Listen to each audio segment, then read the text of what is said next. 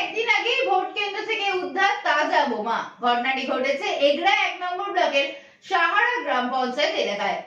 সাধারণ মানুষের মধ্যে তৈরি হয়েছে আতঙ্কের পরিবেশ। খবর পেয়ে ঘটনাস্থলে এসে বোমা উদ্ধার করে নিয়ে যায় পুলিশ। প্রসঙ্গত 2023 সালে 16ই মেতেও সাহারা গ্রাম পঞ্চায়েত এলাকায় খাদিকুলের বোমা বিস্ফোরণ কাণ্ডে মৃত্যু হয়েছিল প্রায় 11 জনের। নির্বাচনের আগে তাজা বোমা উদ্ধারকে কেন্দ্র করে আতঙ্ক ছড়ালো এলাকায়।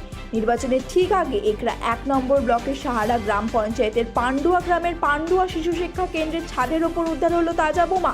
খবর পেয়ে বোমা উদ্ধার করে নিয়ে যায় এগরা থানার পুলিশ। এই খবর পেয়ে ঘটনাস্থলে উপস্থিত হন সাহারা গ্রাম পঞ্চায়েতের উপপ্রধান উত্তম কুমার জানা ও অন্যান্য গ্রামবাসীরা।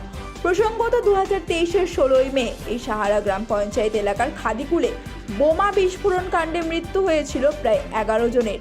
অন্যদিকে 18ই মে এক তৃণমূল নেতার বাড়ির বিরিয়ানির হাড়ি থেকে উদ্ধার হয়েছিল তরতাজা বোম। নির্বাচন আবহে সেই চেনা ছন্দে সাহারা গ্রাম পঞ্চায়েতের বোমের আতুর ঘর।